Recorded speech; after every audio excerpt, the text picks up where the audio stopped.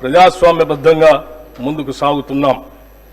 అభివృద్ధి, సంక్షేమం, సుపరిపాలన అనే 3 అంశాలతో తెలంగాణ నమూనా నేడు దేశం మొత్తానికే ఆదర్శంగా నిలిచే విధంగా కృషి చేస్తున్నాము.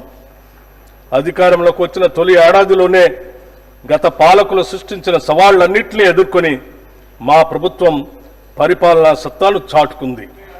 అయితే అదే సమయంలో లోక్సభ ఎన్నికలు రావడంతో ఎన్నికల నియమావళి అమల్లో ఉన్నందున అభివృద్ధి పనులకు కొంత విరామం ఏర్పడింది. తెలంగాణ రాష్ట్ర దీర్ఘకాలిక అభివృద్ధి లక్ష్య సాధనకు మా ప్రభుత్వం కట్టుబడి ఉంది. గౌరవ ముఖ్యమంత్రి శ్రీ రేవంత్ రెడ్డి గారి నాయకత్వంలో తెలంగాణ రైజింగ్ 2050 అనే ప్రణాళికతో మా పాలనని ముందుకు నడిపిస్తున్నాం. ఈరోజు మన రాష్ట్ర ఆర్థిక వ్యవస్థ పరిమాణం $200 బిలియన్. రాబోయే 10 ఏళ్ల కాలంలో దీన్ని 5 రెట్లు అభివృద్ధి చేసి $1000 బిలియన్ ట్రిలియన్ వ్యవస్థగా రూపాంతరం చెందే దిశగా మా కార్యాచరణ ఉంటుంది. హైదరాబాద్ మహానగరంలో రవాణా, మౌలిక సదుపాయాల విస్తరణ, పర్యావరణ పరిరక్షణ మరియు సాంకేతిక అభివృద్ధి ప్రధాన అంశాలుగా అంతర్జాతీయ స్థాయిలో ఒక గ్లోబల్ సిటీగా తీర్చిదిద్దేందుకు మాస్టర్ ప్లాన్ను తయారు చేస్తున్నాం. దీనిలో భాగంగా హైదరాబాద్ని కాలుష్యరహిత నగరంగా తీర్చిదిద్దడానికి మూసీ నది పునరుద్ధరణ ప్రాజెక్టుని ప్రారంభించాం. ఆధునిక సాంకేతిక పరిజ్ఞానంతో పాటు క్లీన్ ఎనర్జీ, సుస్థిర అభివృద్ధితో తెలంగాణ రాష్ట్రాన్ని అగ్రగామిగా నిలబెట్టేందుకు మెగా మాస్టర్ ప్లాన్ 2050ని రూపొందించాం. దీనికోసం సౌర, పవన ఇంధన ప్రాజెక్టుల స్థాపనను ప్రోత్సహిస్తున్నాం. ప్రతి పౌరుడికి మెరుగైన వైద్యం అందించడానికి, ఆరోగ్య సేవలను మెరుగుపరచడానికి మెడికల్ కాలేజీల ఏర్పాటుకు భారీ స్థాయిలో కేటాయింపులు చేశాం. సమాజ పురోగతికి కీలకంగా మారిన విద్యా వ్యవస్థను పటిష్టపరచడంతో పాటు డిజిటల్ విద్యను పెంపొందించి పాఠశాలలకు మౌలిక సదుపాయాలను కల్పించాం. వెనుకబడిన వర్గాలకు చెందిన ప్రతిభావంతులైన విద్యార్థులను ప్రోత్సహించేందుకు స్కాలర్షిప్లని అందిస్తున్నాం. రైతుల సంక్షేమమే ప్రాధాన్యంగా పనిచేసే మా ప్రభుత్వం రాష్ట్ర రైతాంగానికి ఎప్పటికప్పుడు స్వల్పకాలిక, దీర్ఘకాలిక సహాయాన్ని అందిస్తూనే ఆధునిక వ్యవసాయ విధానాలను ప్రోత్సహించేందుకు సబ్సిడీలు, ప్రత్యేక ఇన్సెంటివ్లని అందిస్తుంది. మార్కెట్లో సరైన మద్దతు ధర అందేలా చర్యలు తీసుకోవడంతో పాటు మార్కెట్ యార్డులో రైతుల కోసం అనేక సదుపాయాలను కూడా కల్పిస్తున్నాం. నీకు కనిపించిన బలహీనుడైన నిరుపేద ముఖాన్ని గుర్తు తెచ్చుకో. నువ్వు తీసుకున్న చర్య అతనికి ఉపయోగపడుతుందో లేదో అని నిన్ను నువ్వు ప్రశ్నించుకో అని మహాత్మా గాంధీ గారు చెప్పిన మాటలు, వారి మాటలే మాకు స్ఫూర్తి మంత్రం. నిరుపేదల కోసం, బలహీన వర్గాల కోసం మేము తీసుకున్న ప్రతి చర్య వెనుక ఉన్న ఆలోచన ఇదే. అభివృద్ధి ఫలాలు సమాజంలోని చిట్ట చివరి వ్యక్తికి చేర్చే లక్ష్యంతో అభివృద్ధి మరియు సంక్షేమ రంగాలకు తగినన్ని నిధుల్ని ప్రస్తుత బడ్జెట్లో ప్రతిపాదిస్తున్నాం. ప్రపంచ ఆర్థిక వ్యవస్థల్లో వేగంగా వస్తున్న మార్పుల ప్రభావాన్ని సమర్థవంతంగా ఎదుర్కొంటూ తెలంగాణ ఆర్థిక వ్యవస్థ స్థిరమైన వృద్ధిని సాధిస్తుంది.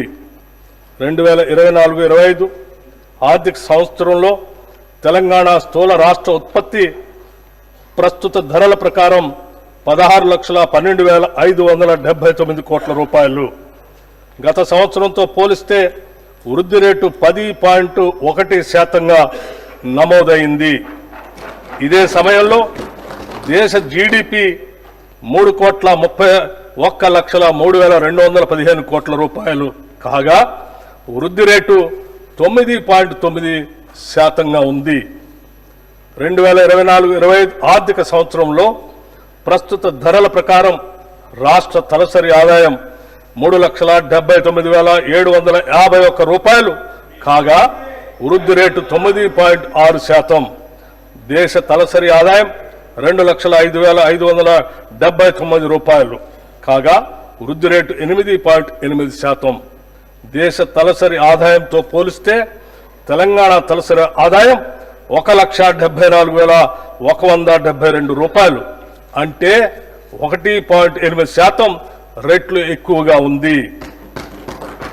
2024-25లో తెలంగాణ జోడింపబడిన స్థూల విలువలో సేవా రంగం 66.3%, పారిశ్రామిక రంగం 16.4% మరియు వ్యవసాయ అనుబంధ రంగాలు 17.3% వాటాను కలిగి ఉన్నాయి. వ్యవసాయ అనుబంధ రంగాలు జీఎస్టీపీలో తక్కువ వాటా కలిగి ఉన్నప్పటికీ రాష్ట్ర మొత్తం శ్రామిక రంగంలో 42.7% మందికి ఉపాధి కల్పిస్తున్నాము.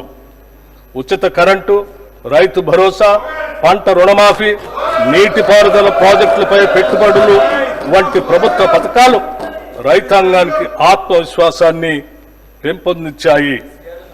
అదే సమయంలో వ్యవసాయ రంగాన్ని పటిష్టవంతం చేసేందుకు గాను పళ్ల తోటలు, పశు సంరక్షణ, చేపల పెంపకం వంటి అనుబంధ వ్యవసాయ కార్యకలాపాలను ప్రోత్సహిస్తున్నాం.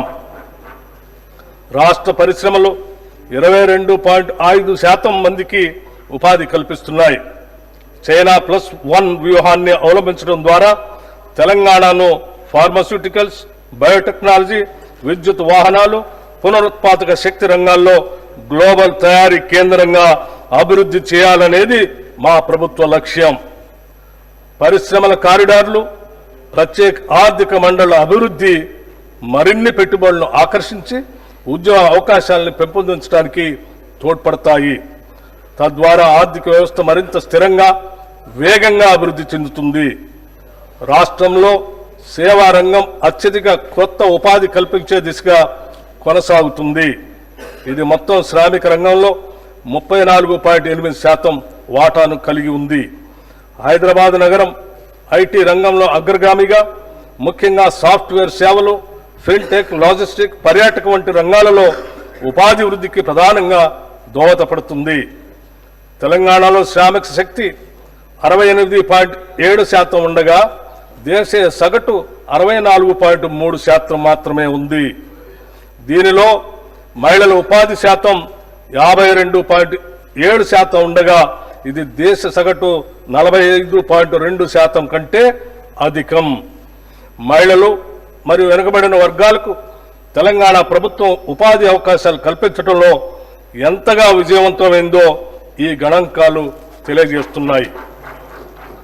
రాష్ట్ర ప్రభుత్వం 16వ ఆర్థిక సంఘానికి సమగ్ర నివేదికను సమర్పించింది. ఇందులో కేంద్ర పన్నుల పంపిణీల్లో రాష్ట్రాలకు న్యాయమైన వాటా కల్పించాలని, అలాగే రుణ స్థిరత్వం, మౌలిక సదుపాయాల అభివృద్ధి మరియు సామాజిక సంక్షేమ కార్యక్రమాలకు మరింత ఆర్థిక సహాయం అందించాలని విజ్ఞప్తి చేసింది. కేంద్ర ప్రభుత్వం విధిస్తున్న సెస్సులు, అదనపు ఛార్జీల వల్ల రాష్ట్రాలకు వస్తున్న ఆదాయం గణనీయంగా తగ్గుతుంది అన్న విషయాన్ని కమిషన్కు వివరించాం. ప్రస్తుతం రాష్ట్రాలకు ఇస్తున్న 41% పన్నుల వాటాను 50%కి పెంచాలని ప్రతిపాదించడం జరిగింది. తెలంగాణతో సహా దక్షిణాది రాష్ట్రాలకు పన్నుల పంపిణీలో తగ్గుతున్న వాటాపై ప్రభుత్వం ఆందోళన వ్యక్తం చేసింది.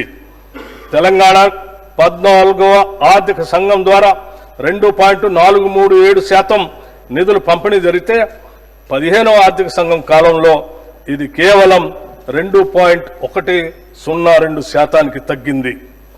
అభివృద్ధిలో ముందున్న రాష్ట్రాలకు తక్కువ నిధులు కేటాయించడం అన్యాయమని, దేశ ఆర్థిక వృద్ధికి దోహదపడుతున్న రాష్ట్రాలను ప్రోత్సహించే విధంగా పన్నుల పంపిణీ విధానాన్ని మరింత హేతుబద్ధంగా మార్చాలని తెలంగాణ ప్రభుత్వం వాదిస్తుంది.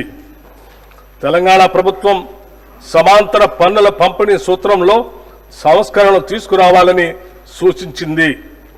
ప్రస్తుతం ఉపయోగిస్తున్న తలసరి ఆదాయ దూరం అనే ప్రాతిపదిక ప్రాధాన్యతను తగ్గించి జీఎస్టీపీకి 50% వెయిటేజీని ఇవ్వాలని కోరింది. దేశ ఆర్థిక వృద్ధికి గణనీయంగా సహకరిస్తున్న రాష్ట్రాలకు మరింత హేతుబద్ధంగా వనరులు అందించడం ద్వారా దేశ అభివృద్ధిని ప్రోత్సహించాలని ఉద్దేశంతో ఈ సూచన ప్రతిపాదించడమైంది. మన న్యాయమైన వాటాను సాధించడంతో పాటు ఆర్థిక వనరులను సద్వినియోగం చేసుకుని ఆర్థిక వ్యవస్థను బలోపేతం చేయడానికి రాష్ట్ర ప్రభుత్వం కట్టుబడి ఉంది. మేము ప్రవేశపెట్టిన అభయహస్తంలోని ప్రతి అంశం సామాన్య ప్రజల కష్టాలను దృష్టిలో పెట్టుకొని రూపుదిద్దుకున్నవే.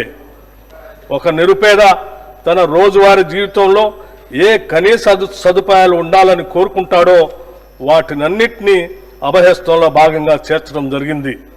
మహాలక్ష్మి, రైతు భరోసా, గృహజ్యోతి, ఇందిరమ్మ ఇళ్లు, చేయూత కింద పెన్షన్లు పంపిణీ వంటి పలు పథకాలను ప్రభుత్వం ఇప్పటికే సమర్థవంతంగా అమలు చేస్తుంది. మన ఆడబిడ్డ